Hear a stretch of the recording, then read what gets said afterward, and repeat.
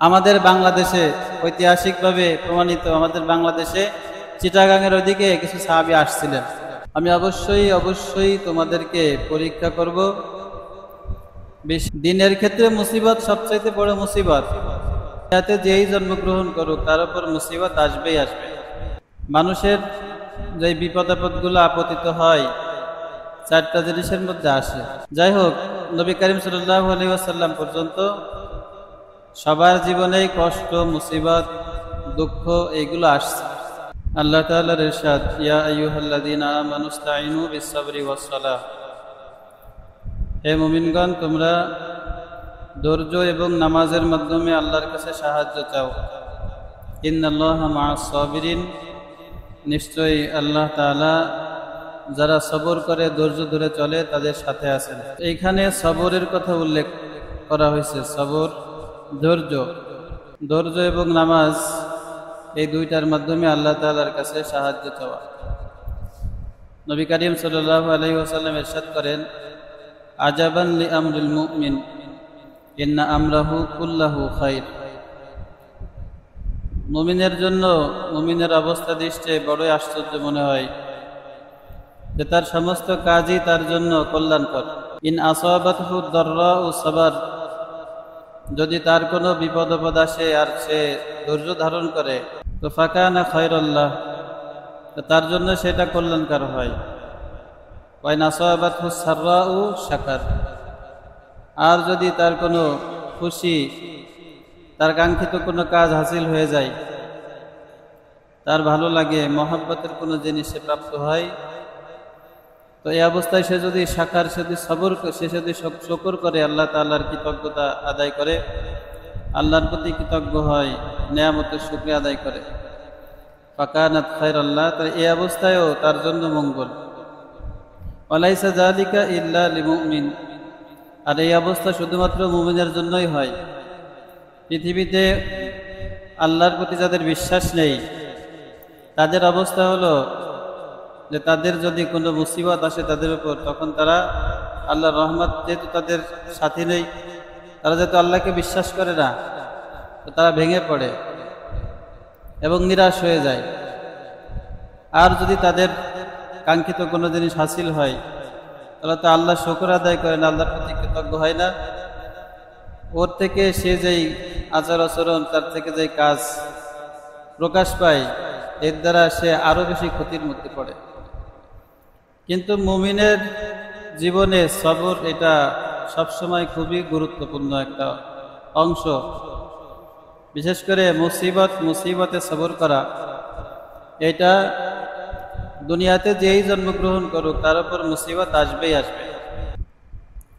তো মুমিন হলেও আসবে, কাফির হলেও আসবে। মুমিনের যেই সবর, যে মুসিবতে যে সবর, এই মুসিবতে মুমিন যখন সবর করে, তখন তার ইহকালে তার জন্য থাকে সান্ত্বনা, আর পরকালে তার জন্য পুরস্কার। মানুষের যে বিপদ আপদগুলো আপতিত হয় চারটা জিনিসের মধ্যে আসে। এক নম্বরে আছে ফি নাফসিহি, তার নিজের শরীরের উপর, অমালিহি, তার মালের উপর, ওয়া ইরজিহি, তার ইজ্জতের উপর। আরেকটা হচ্ছে ওয়া দীনিহি, তার দ্বীনের উপর। আমাদের আদম আলাইহিস সালাম থেকে শুরু করে নবী করিম সাল্লাল্লাহু আলাইহি ওয়াসাল্লাম পর্যন্ত যত নবী রাসূলগণ দুনিয়াতে আসছেন, ওনাদের পুরো জীবন, পরবর্তী বা ওই সমসাময়িক সময়ের যারা ছিলেন, তাদের জন্য ওনারা আদর্শ দৃষ্টান্ত।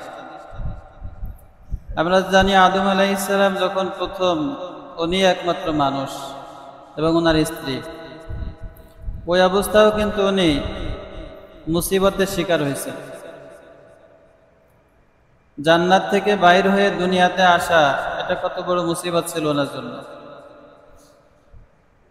এবং দুনিয়াতে এসে ওনারা স্বামী স্ত্রী দীর্ঘদিন এক এক জায়গায় এক একজন অবস্থান করছে, দীর্ঘদিন। ওনার যে সন্তানাদি ছিল হাবিল কাবিল, তারা পরস্পর, আপনার কাবিল হাবিলকে হত্যা করে। একজন সন্তান আরেকজন সন্তানকে বাপের জীবদ্দশায় হত্যা করে তো বাপের মুসিবতটা কেমন হয়। তো আদম আলাইহিস সালাম থেকে শুরু করে নিয়ে একদম পরবর্তীতে হযরত নূহ আলাইহিস সালাম প্রথম রসুল।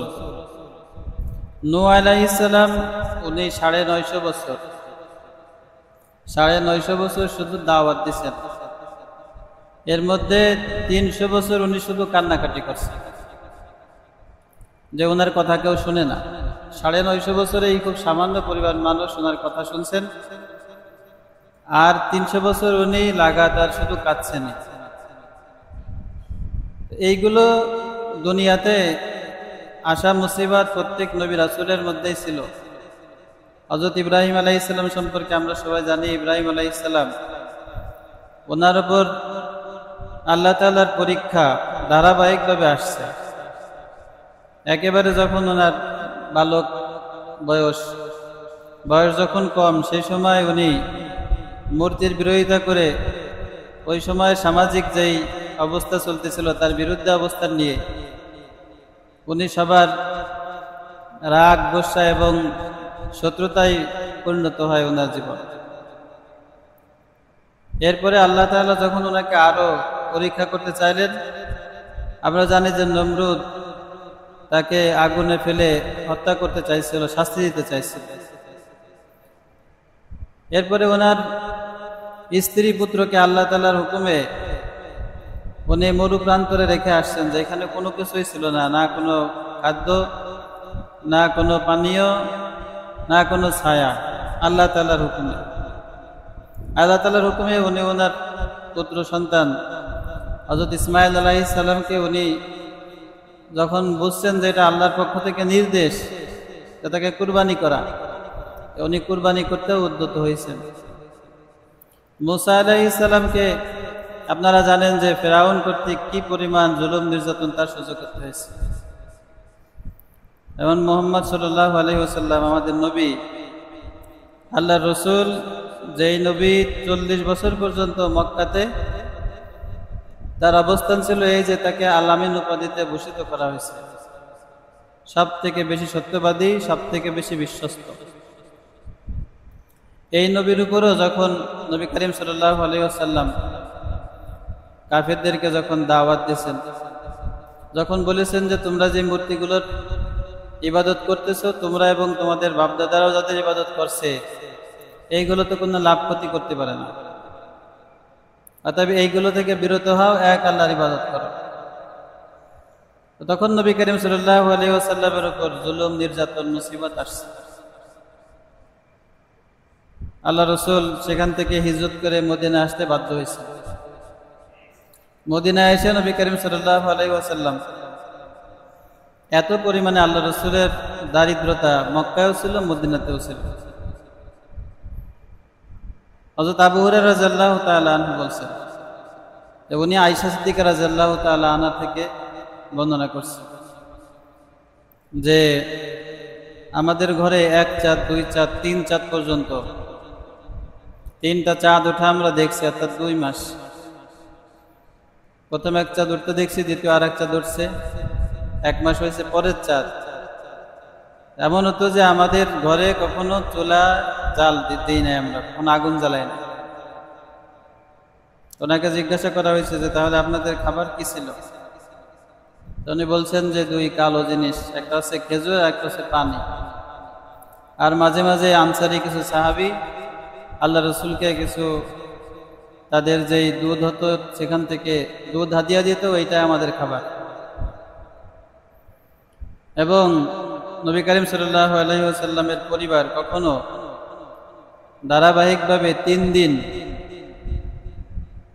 আটার রুটি, গমের রুটি, যেটা এই আটার রুটি দিয়ে পেট ভরে খেতে পারেন। সেই সময় আটার রুটি এটা ভালো মানের খাবার, জব ছিল কম দামি খাবার। যাই হোক, নবী করিম সাল্লাল্লাহু আলাইহি ওয়াসাল্লাম পর্যন্ত সবার জীবনেই কষ্ট, মুসিবত, দুঃখ এইগুলো আসছে। নবী করিম সাল্লাল্লাহু আলাইহি ওয়াসাল্লামের পুত্র সন্তান ইব্রাহিম, তিনি মৃত্যুবরণ করলে আল্লাহ রসুল কাঁদতেছিলেন। তো কান্নাকাটি করলে মানে বিলাপ করতেছিলেন না, উচ্চস্বরে কাঁদতেছিলেন না, চোখ দিয়ে পানি আসতেছিল।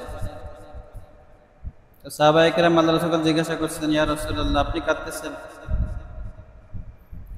আল্লাহ রাসূল বলছেন যে এই যে চোখের পানি, কান্না, এটা কোনো খারাপ কিছু না। এর থেকে যদি বেসবর হয়, কেউ ভেঙে পড়ে, নিরাশ হয়ে যায়, সেইটাই হচ্ছে সমস্যা। নবী করিম সাল্লাল্লাহু আলাইহি ওয়াসাল্লামের এক কন্যা যায়েনব রাদিয়াল্লাহু তাআলা আনহা, উনি ওনার এক সন্তান একেবারে মৃত্যু সজ্জায় মারা যাবে, এই অবস্থায় উনি একজন সাহাবীকে দিয়ে আল্লাহ রাসূলকে সংবাদ পাঠাইছেন যে আমার আব্বাকে আসতে বলেন, আমার বাচ্চাটা মারা যাচ্ছে। আল্লাহ রাসূল বললেন যে তাকে যায় সালাম দাও আর বলো যে ইন্না লিল্লাহি মা আখায ওয়া লাহু মা আতা ওয়া লিকুল্লি শাইইন ইনদাহু বিআজালিন মুসাম্মা। তুমি তাকে যে বলো যে ইন্না লিল্লাহি মা আখায, আল্লাহ তাআলা যা নিয়ে নিবেন সেটাও আল্লাহর, ওয়া লাহু মা আতা, এবং আল্লাহ যা দিবেন, যেটা দান করেন, সেটাও আল্লাহ। ওয়া লিকুল্লি শাইইন ইনদাহু বিআজালিন মুসাম্মা, এবং আল্লাহ তাআলার কাছে আসে প্রত্যেক জিনিসের জন্য নির্ধারিত সময়। তো আল্লাহ যা দিবেন, আল্লাহ যা নিবেন, এবং যেটার যতটুকু সময়, ওই সময় অনুযায়ী হবে। ফাল তাসবির ওয়াল তাহতাসিব, অতএব সে যেন ধৈর্য ধারণ করে এবং আল্লাহর কাছে সওয়াবের আশা রাখে।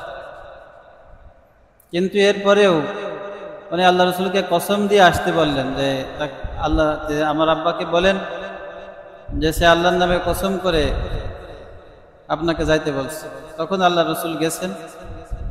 যাই আল্লাহ রাসূল যখন বাচ্চাটাকে কোলে নিছেন, তখন তার মৃত্যু মুখে পতিত কিছু মানুষ দেখবেন যাদের গলার থেকে কিছু আওয়াজ আছে, গড় গড় করে কিছু আওয়াজ আছে, বিশেষ করে অসুস্থ অবস্থা যদি কেউ মারা যায়। ওই অবস্থা দেখে আল্লাহ রাসূল তখনও কাঁদতেছিলেন। তখন হযরত সাদ ইবনে উবাদা রাদিয়াল্লাহু তাআলা আনহু উনি বলতেছিলেন, ইয়া রাসূলুল্লাহ মা হাযিহি, হে আল্লাহর রাসূল, এটা কি আপনিও কাঁদতেছেন? মানে ওনার ধারণা ছিল যে তিনি তো নবী, তিনি কাঁদবেন। নবী কারীম সাল্লাল্লাহু আলাইহি ওয়াসাল্লাম বলছেন, হাযিহি রাহমাতুন জাআলাহুল্লাহু ফি কুলুবিল ইবাদ, এটা রহমত যেটা আল্লাহ তাআলা তার বিশেষ বান্দাদের অন্তরে দিয়ে থাকেন। আর আল্লাহ তাআলা ওই সমস্ত বান্দাদের প্রতি রহম করেন যারা দয়া পরবশ হয়, যাদের অন্তরে রহম আছে। তো মুসিবত মানুষের জীবনে আসবেই, এটা কেউ ঠেকাইতে পারবে না। আল্লাহ তাআলার দুনিয়াতে এটা আল্লাহর নিয়ম, সিস্টেম। যে আয়াত তেলাওয়াত করা হয়েছে সূরা বাকারার 153 নম্বর আয়াত, 55 নম্বর আয়াত, আল্লাহ তাআলা বলতেছেন, ওয়ালা নাবলুওয়ান্নাকুম বিশাইইম মিনাল খাউফি ওয়াল জু'i ওয়া নাকসিম মিনাল আমওয়ালি ওয়াল আনফুসি ওয়াস সামারাত ওয়া বাশশিরিস সাবিরিন। আমি অবশ্যই তোমাদেরকে পরীক্ষা করব বিশাইইম মিনাল খাউফি ওয়াল জু', কিছু ভয় দিয়ে, কিছু ক্ষুধা দিয়ে, ওয়া নাকসিম মিনাল আমওয়ালি ওয়াল আনফুসি ওয়াস সামারাত, তোমাদের সম্পদ, তোমাদের জানের ক্ষতি, তোমাদের ফসলের ক্ষতি দিয়ে আমি অবশ্যই তোমাদেরকে পরীক্ষা করব। অবাশশিরিস সাবিরিন, কিন্তু যারা ধৈর্যশীল, ধৈর্য ধারণ করে এই অবস্থায়, তাদেরকে সুসংবাদ দাও। আল্লাযীনা ইযা আসাবাতহুম মুসিবা, যখন তাদের কাছে কোনো মুসিবত আসে, তাদের নিজের জানের মধ্যে, মালের মধ্যে, ফসলে, অথবা তাদের কোনো ভয় বা ক্ষুধা তাদের আসে, তখন যারা ওই মুসিবত অবস্থায় বলে ইন্না লিল্লাহি ওয়া ইন্না ইলাইহি রাজিউন, যে নিশ্চয় আমরা আল্লাহর জন্য আর আমরা আল্লাহর কাছেই প্রত্যাবর্তন করব, ফিরে যাব। উলাইকা আলাইহিম সালাওয়াতুম মির রাব্বিহিম ওয়া রাহমা, আল্লাহ তাআলা বলেন উলাইকা আলাইহিম সালাওয়াতুম মির রাব্বিহিম ওয়া রাহমা, এরাই ওই সমস্ত লোক যারা তাদের রবের পক্ষ থেকে বিশেষ রহমত এবং আল্লাহর বিশেষ দয়ার উপর যারা আছে। ওয়া উলাইকা হুমুল মুহতাদুন, এবং তারা হেদায়েত প্রাপ্ত। তো দুনিয়াতে একজন মুমিনের চলার জন্য সবরের সাথে চলা, ধৈর্যের সাথে চলা, তাকওয়া অবলম্বন করা, এটা খুব বেশি জরুরি। এই দুইটা না থাকলে দুনিয়াতে সঠিকভাবে ঈমানের উপর থাকা সম্ভব না। আপনাদের গত 2 জুমা আগে বলতেছিলাম, ইউসুফ আলাইহিস সালামের ঘটনাগুলো আল্লাহ তাআলা বর্ণনা করার পরে উনি যে বিপদের মধ্যে পড়ছিলেন, কূপের মধ্যে ওনার ভাইরা ফেলে দিয়ে আসছিল, সেখান থেকে আরেক জায়গা বিক্রি হয়েছেন, সেখান থেকে আবার জেলখানায় গেছেন, বিস্তারিত ঘটনা আপনারা অনেকে জানেন। আল্লাহ তাআলা যখন ওনার মিশরে যখন তিনি আধিপত্য বিস্তার হয়েছে ওনার, তখন আল্লাহ তাআলা সব ঘটনা বর্ণনা করার পরে আল্লাহ তাআলা বলতেছেন, ইন্নাহু মাইয়াত্তাকি ওয়া ইয়াসবির, নিশ্চয়ই যে আল্লাহকে ভয় করে এবং ধৈর্য ধরে, ফাইনাল্লাহা লা ইউদিউ আজরাল মুহসিনিন। তো আল্লাহ তাআলা এইরকম মুহসিন, নেক আমলকারী, ভালো বান্দাদের আমল আল্লাহ তাআলা বিনষ্ট করেন না, নষ্ট করেন না, তাদের প্রতিদান আল্লাহ পরিপূর্ণরূপেই দিবেন। তো আল্লাহ তাআলা আমাদের উপর যত কিছু দিয়েই পরীক্ষা করুক, এই সব কিছু আমাদের কল্যাণের জন্যই। নবী করিম সাল্লাল্লাহু আলাইহি সাল্লাম তাহাজ্জুদে দাঁড়িয়ে নামাজ পড়তেন, এত লম্বা পরিমাণে কিরাত পড়তেন, বড় বড় রাকাত পড়তেন, আল্লাহ রসুলের পা ফেটে যাইত, ফুলে যাইত। অথচ আল্লাহ রসুল সাইয়্যিদুল আম্বিয়া, সমস্ত নবীগণের সর্দার।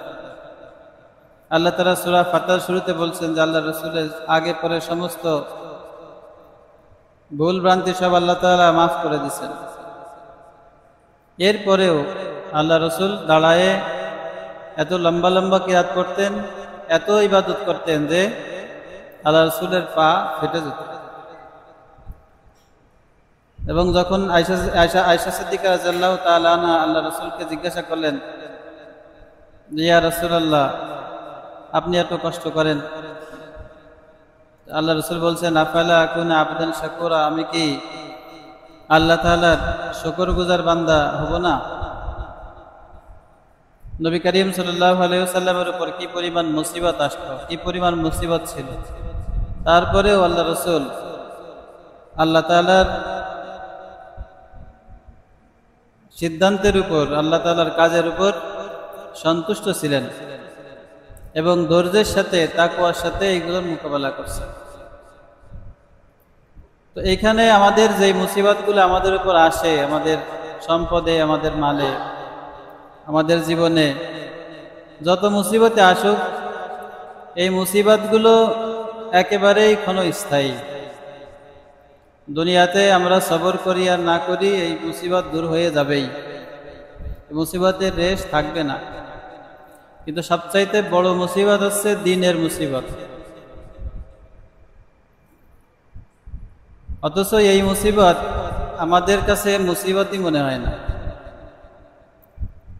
দ্বীনের ক্ষেত্রে মুসিবত সবচাইতে বড় মুসিবত। আমার ব্যক্তি জীবনে আমি যে পরিমাণ দ্বীন থেকে দূরে, আমি তত বেশি মুসিবতের মধ্যে আসছি। আমার পারিবারিক জীবনে আমি যতখানি দ্বীন থেকে দূরে, আমি তত বেশি মুসিবতের মধ্যে। আমি যে সমাজে বসবাস করি, সমাজ যতখানি দ্বীন থেকে দূরে, তো আমরা সবাই ততখানি মুসিবতের মধ্যে আছি। তো এই যে মুসিবত, এই মুসিবতকে আমরা কিছুই মনে করি না। কারণ হচ্ছে দ্বীনের গুরুত্ব আমাদের কাছে ওই পরিমাণ নেই যেই পরিমাণ গুরুত্ব আমাদের দুনিয়াতে আছে। আমাদের কাছে দুনিয়ার গুরুত্ব যত বেশি, দ্বীনের গুরুত্ব আমাদের কাছে তত বেশি না। চিন্তা করেন, একটা ছেলে যখন তার লেখাপড়া শিখতেছে না, পড়াশোনা করতেছে না, মোবাইলে আসক্ত, বন্ধু বান্ধবের সাথে আড্ডা মারে, আব্বা মার কথা শোনে না, তাদের সাথে খারাপ আচরণ করে, এই ছেলেটাকে নিয়ে তার বাপ মা যত বেশি উদ্বিগ্ন হয়, যত বেশি তার কাছে খারাপ লাগে, মানুষের কাছে ওয়া করে, তার পরিবর্তনের জন্য চেষ্টা করে। এই একই ছেলে যে হয়তো ভালোভাবে পড়াশোনা করতেছে কিন্তু নামাজ পড়তেছে না, তার যে বয়স, ওই বয়সে দ্বীনি ইলম শিক্ষা করা তার দরকার ছিল, এটা শিখতেছে না। আল্লাহ তাআলার হুকুম আহকাম মানতেছে না।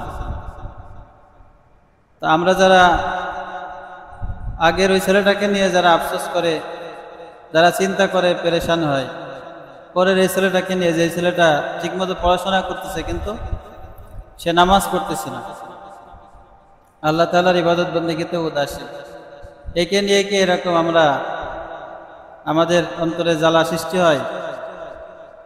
এই হচ্ছে আমাদের ব্যবধান, যে আমরা দুনিয়ার মুসিবতকে, দুনিয়ার মুসিবত বড়, দুনিয়ার মুসিবত বা দুনিয়ার ক্ষতিটাকে যত বড় করে দেখি, আখিরাতের ক্ষতিটাকে অত বড় করে দেখি না। যে লোকটার একদিন কামায় আছে 1000 টাকা, কোনো কারণে যদি ওই দিন তার মার যায় বা প্রাকৃতিক কোনো কারণে তার এক সপ্তাহ, 2 সপ্তাহ, 1 মাস সে তার কাছ থেকে বঞ্চিত হয়, কোনো কামাই নেই, তার যেই পরিমাণ কষ্ট লাগে, যেই পরিমাণ আফসোস করে, যেই পরিমাণ অন্তরে কষ্ট সে উপলব্ধি করে, সে মাসের পরে মাস নামাজ ছেড়ে দেওয়ার কারণে, মাসের পরে মাস আল্লাহ তাআলার স্মরণ থেকে দূরে থাকার কারণে তার মধ্যে ওই জ্বালাটা তৈরি হচ্ছে। তার মানে কি, তার দিনই মুসিবত যতই আসুক তার কাছে কিছুই মনে হচ্ছে না, কিন্তু দুনিয়ার মুসিবত যদি সামান্য কোনো কিছু আসে তার কাছে অনেক বড় মনে হয়। এটার কারণ হচ্ছে আল্লাহ তাআলা যেটা বলছেন, বাল তুসিরুনাল হায়াতাদ দুনিয়া ওয়াল আখিরাতু খায়রু ওয়া আবকা, বরং তোমরা দুনিয়ার জীবনকেই প্রাধান্য দিচ্ছ, অথচ আখিরাত অতি উত্তম এবং চিরস্থায়ী, আখিরাতে স্থায়ী এবং উত্তম, কিন্তু আমরা দুনিয়ার জীবনকে প্রাধান্য দিচ্ছি। নবী করিম সাল্লাল্লাহু আলাইহি ওয়াসাল্লাম একটা বিশেষ জামাত তৈরি করে গেছে, সাহাবীদের জামাত। এই সাহাবীদের যে জীবনে আমরা অনেকেই জানি যে সাহাবায়ে কেরাম তারা মক্কা মদিনাতেই তো তাদের থাকার দরকার ছিল, মক্কা মদিনাতেই তাদের অবস্থান করার দরকার ছিল, কিন্তু বহু সাহাবী, শত শত হাজার হাজার সাহাবায়ে কেরাম আশেপাশের দেশগুলোতে, আশেপাশের শহরগুলোতে, এমনকি দূর দূরান্তে তারা হিজরত করে চলে গেছেন আল্লাহ রাসূল ইন্তেকালের পরে। কিসের জন্য? তাদের দেখেন, তারা যে নামাজ পড়তো না, তারা যে আল্লাহ তাআলার হুকুম মানতো না, তা কিন্তু না, ওইটা তাদেরকে যথেষ্ট মনে হচ্ছে না। আল্লাহ রাসূলের রেখে যাওয়া কাজ তাদের কাছে যে আমানত, এটা তাদের কাছে অনেক ভারী মনে হচ্ছে।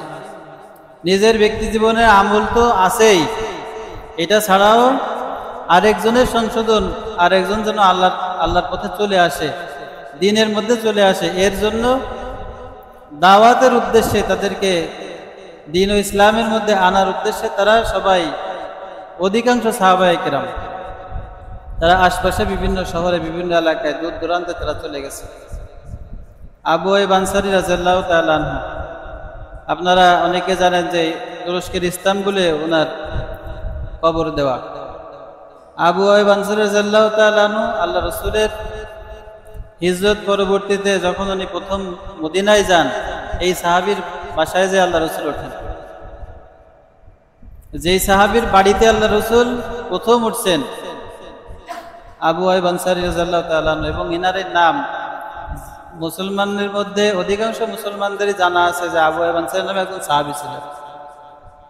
এই আবু আইয়ুব আনসারী রাদিয়াল্লাহু তাআলা আনহু মদিনায় অন্যান্য ইবাদত বন্দেগী তো উনি করছেনই, সাথে সাথে আল্লাহ রাসূলের জীবদ্দশায় যে জিহাদ করছেন আল্লাহর রাস্তায়, সেগুলো প্রত্যেকটিতে উনি শরীক ছিলেন, শামিল ছিলেন। কিন্তু তারপরেও আল্লাহ রাসূল দুনিয়া থেকে যাওয়ার পরে উনি দ্বীনের জন্য, দ্বীনের প্রচারের জন্য, প্রসারের জন্য, দ্বীন যেন দুনিয়াতে আপনার প্রতিষ্ঠিত হয়, এই জন্য উনি হিজরত করছেন, মদিনা ছেড়ে দিয়েছেন। যেই মদিনায় মদিনাতুর রাসূল, আল্লাহর রাসূলের কবর যেখানে আছে, আল্লাহ রাসূল যেখানে আছেন, সেখান ছেড়ে তিনি চলে গেছেন তুরস্কে। হযরত আলী রাদিয়াল্লাহু তাআলা আনহুর খিলাফত আমল কোন জায়গা ছিল? কুফায়, ইরাকে। কোথায় মক্কা মদিনা, কোথায় ইরাক? আলী রাদিয়াল্লাহু তাআলা আনহু সহ ওই সময় 1500-র বেশি সাহাবী যাদের থেকে হাদিসের রিওয়ায়াত আছে, ওনারা মদিনায় ওনারা কুফায় অবস্থান করতেন। এইভাবে বসরায় আপনার আবু মুসা আশআরী রাদিয়াল্লাহু তাআলা আনহু হযরত আনাস ইবনে মালিক রাদিয়াল্লাহু তাআলা আনহু, ওনারা সব বসরাতে ছিলেন। এরপরে সিরিয়া আপনার বেশ কয়েকটা দেশ মিলে সিরিয়া, শাম, বেশ কয়েকটা দেশ মিলে শাম, সিরিয়া, এরপরে ফিলিস্তিন, এরপরে জর্ডান, লেবানন, এইগুলো এর কয়েকটা মিলে হচ্ছে আপনার এই 4টা দেশ মিলে, এর সাথে আরো আশেপাশের কিছু অঞ্চল মিলে তুরস্কেরও কিছু অঞ্চল দিয়ে বলে শাম। এই শামে উবাদা ইবনে সামিত রাদিয়াল্লাহু তাআলা আনহু, মুআয ইবনে জাবাল রাদিয়াল্লাহু তাআলা আনহু, ওনারা ওখানে চলে গেছেন। কিসের জন্য? যেন বন্ধুরা দিন পায়, ইসলাম যেন পুরো পৃথিবীতে ছড়ায় যায়, আল্লাহর দিন জমিনের প্রত্যেকটা অংশে যেন প্রতিষ্ঠিত হয়। এই জন্য ওনারা হিজরত করে চলে গেছে, মদিনা ছেড়ে চলে গেছে। হযরত আব্দুল্লাহ ইবনে আমর ইবনুল আস রাদিয়াল্লাহু তাআলা আনহু, মিকদাদ ইবনুল আসওয়াদ রাদিয়াল্লাহু তাআলা আনহু, এনারা সব মিশরে গেছেন। আমাদের বাংলাদেশে ঐতিহাসিকভাবে প্রমাণিত, আমাদের বাংলাদেশে চিটাগাংয়ের ওইদিকে কিছু সাহাবী আসছিলেন চিটাগাংয়ে, এবং ওনারা চিটাগাং হয়ে ওই জায়গা থেকে ট্রানজিট নিয়ে ওনারা চীনে গেছে। তাহলে সাহাবায়ে কেরাম ওনাদের সম্ভাব্য সমস্ত জায়গায় যেখানে ওনারা মনে করছেন এখানে যাওয়া যাবে, ওনারা সেখানে হিজরত করছেন দিনের জন্য। আল্লাহ রাসূলের সোহবত পাওয়ার পরেও, মদিনাতে মক্কাতে ইবাদত বন্দেগী করার পরেও, যেখানে মক্কা মদিনায় মক্কাতে নামাজ পড়লে আপনার বাইতুল্লাহ নামাজ পড়লে এক এক রাকাতে 1000 সওয়াব বেশি, মদিনায় এক রাকাতে 500 রাকাতের সওয়াব। এই সমস্ত সওয়াবকে উপেক্ষা করে ওনারা এই যে দূর দূরান্তে ওনারা যে হিজরত করে গেছেন, কেন গেছেন? মুসলমানদের কাজ, এদের আসল মাকসাদই হচ্ছে দুনিয়াতে আল্লাহ তাআলার দ্বীনকে সব জায়গায় ছড়াই দেওয়া এবং দ্বীনকে বিজয়ী করা। নবী করিম সাল্লাল্লাহু আলাইহি ওয়াসাল্লামকে দুনিয়াতে পাঠানোর একটা উদ্দেশ্য আল্লাহ তাআলা কোরআনের কয়েকটা আয়াতে বর্ণনা করছেন। হুয়াল্লাযী আরসালা রাসূলাহু বিল হুদা ওয়া দীনিল হক লিইয়ুযহিরাহু আলাদ দীনি কুল্লিহি ওয়ালাউ কারিহাল মুশরিকুন, যে তিনি আল্লাহ, যিনি তার নবীকে সত্য দ্বীন দিয়ে এবং হেদায়েত দিয়ে পাঠাইছেন, যেন তিনি তার দ্বীনকে দুনিয়াতে প্রতিষ্ঠিত করতে পারে। লিইয়ুযহিরাহু আলাদ দীনি কুল্লি, সমস্ত দ্বীনের উপর এই দ্বীনকে যেন তিনি বিজয়ী করেন। এটা আল্লাহ রাসূলের একটা কাজ, বিশেষ কাজ, মাকসাদ আল্লাহ রাসূলকে দুনিয়াতে পাঠানো। এবং নবী করিম সাল্লাল্লাহু আলাইহি সাল্লাম সেটা কিন্তু করে দেখাই গেছে। আল্লাহ রাসূল, আপনারা জানেন যে একেবারে শেষের বিদায় হজের যে ভাষণে আল্লাহ রাসূল কি বলেছিলেন, যে আলা হাল বাল্লাগতু, আমি কি তোমাদের কাছে দ্বীনকে পৌঁছে দিতে পারছি? সাহাবায়ে কেরাম সমস্যাটা বলছেন, বালা ইয়া রাসূলুল্লাহ, অবশ্যই হে আল্লাহর রাসূল, আপনি আপনার যে কাজ, এই কাজ আপনি আঞ্জাম দিয়েছেন। তো আল্লাহ তাআলা নবী করিম সাল্লাল্লাহু আলাইহি ওয়াসাল্লামের মাধ্যমে, সাহাবায়ে কেরামের জীবনের মাধ্যমে মুসলমানদের কাজ কি, তাদের জীবনের উদ্দেশ্য কি, এটা জানা গেছে। কিন্তু আমাদের মুসলমানদের জীবন এখন এত রুটিন ভিত্তিক, আমরা আমাদের ঘর, আমাদের চাকরি, আমাদের ব্যবসা, আমাদের আপনার পরিবার নিয়ে আমরা এত বেশি ব্যস্ত, এই সমস্ত বিষয় আমাদের সামনেই নাই। দিনের জন্য যে ত্যাগ তিতিক্ষা করা, এইগুলো আমাদের সামনে নেই। আল্লাহ তাআলা ইরশাদ, মিনান নাসি মান ইয়াশতারি নাফসাহু ইবতিগা মারদাতিল্লাহ, আল্লাহ তাআলা কিছু মুমিনের কথা বলছেন যে কিছু মানুষ এমন আছে যে তারা নিজেকে আল্লাহর কাছে বিক্রি করে দিচ্ছে আল্লাহর সন্তুষ্টি তার আসার জন্য। পুরো জীবন আল্লাহ তাআলা সন্তুষ্টি কোথায় কোথায় এর তালাশে সে ব্যয় করবে, এই জন্য সে তার জীবনকে কেমন জন্য আল্লাহর কাছে বিক্রি করে দিয়েছে। আল্লাহু রাউফুম বিল ইবাদ, আল্লাহ তাআলা তার বান্দাদের প্রতি অত্যন্ত দয়া পরবশ। আমি যদি আল্লাহ তাআলার রহমতের দিকে এক পা আগাই, তো আমার দিকে আল্লাহ তাআলার রহমত 2 পা আসবে। আমি যদি আল্লাহর দিকে, আল্লাহর রহমতের দিকে, দ্বীনের দিকে যদি আমি হেঁটে হেঁটে আসি, আল্লাহ তাআলার রহমত দৌড়ায় আসবে। এটাই আল্লাহ তাআলার বান্দাদের প্রতি রহমত। তবে আমাদের সচেষ্ট হইতে হবে। আল্লাহ তাআলা ইরশাদ, ইন্নাল্লাহা লা ইউগাইয়িরু মা বিকওমিন হাত্তা ইউগাইয়িরু মা বিআনফুসিহিম, আল্লাহ তাআলা ততক্ষণ পর্যন্ত কোনো সম্প্রদায়, কোনো জাতির পরিবর্তন ঘটান না যতক্ষণ পর্যন্ত তারা নিজেরা তাদের অবস্থার পরিবর্তনে সচেষ্ট হয়। তা আমরা আমাদের অবস্থার পরিবর্তনে সচেষ্ট হব। আমাদের যে দিন নবী করিম সাল্লাল্লাহু আলাইহি সাল্লাম যেভাবে দেখাই গেছেন, সাহাবায়ে কেরাম যেভাবে পালন করে গেছেন, ওই দিনের অনুসরণ করতে আল্লাহ তাআলা যেন আমাদেরকে তৌফিক দান করেন। এই মর্মে আমরা আল্লাহ তাআলার কাছে দোয়া করব এবং চেষ্টা করব। আখিরু দাওয়ানা আলহামদুলিল্লাহি রাব্বিল আলামিন।